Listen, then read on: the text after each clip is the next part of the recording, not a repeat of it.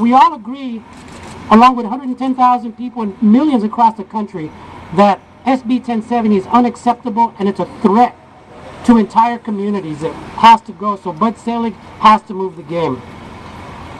We want Bud Selig to be on the right side of history and to do the right thing. Estamos aquí porque le queremos mandar un mensaje a Bud Selig. Le queremos decir que Arizona no merece tener ese juego, ¿verdad?, de las estrellas, porque Arizona está pasando leyes injustas como la SB 1070. Entonces estamos aquí para mandar un mensaje muy fuerte que Arizona no vas a poder tener ese juego hasta que cambies tus leyes.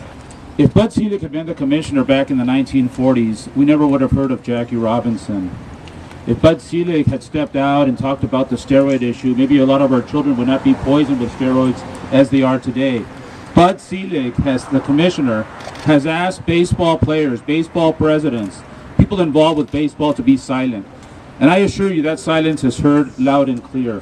The fastest growing market in Major League Baseball had been the Latino community, on and off the field. Well, that's going to change. That's going to change because we're going to make our voices loud and clear that we are totally opposed to Senate Bill 1070.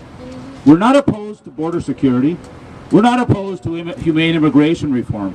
What we're opposed to, like the overwhelming majority of the country of color, is Senate Bill 1070. If baseball is going to continue to claim that it is America's pastime, that it shares America's values, it represents America, then it must stand up for America. It must stand up for all of America, as the Brooklyn Dodgers did under Branch Rickey back in 1947, when they bucked the baseball commissioner, where they bucked the forces of intolerant racism in America, and introduced Jackie Robinson as the first African-American baseball player to ever play the game of Major League Baseball in America. It was tough. It was hard. It was against the grain. It took courage and fortitude. But it changed baseball and it changed America. And that is why we're calling on Commissioner Selig to move next year's All-Star game from Arizona, to make a statement, to say that Latinos and immigrants are welcome in this country, that the problem is really the broken immigration system in this country that must be fixed, and intolerant and racist and divisive laws are not the solution. We have been part of 3 delegations to Arizona where we've spoken to families and students and have heard stories of how they're affected by SB 1070. We, in solidarity, denounce SB 1070, and we hope that the All-Star Game is removed next year.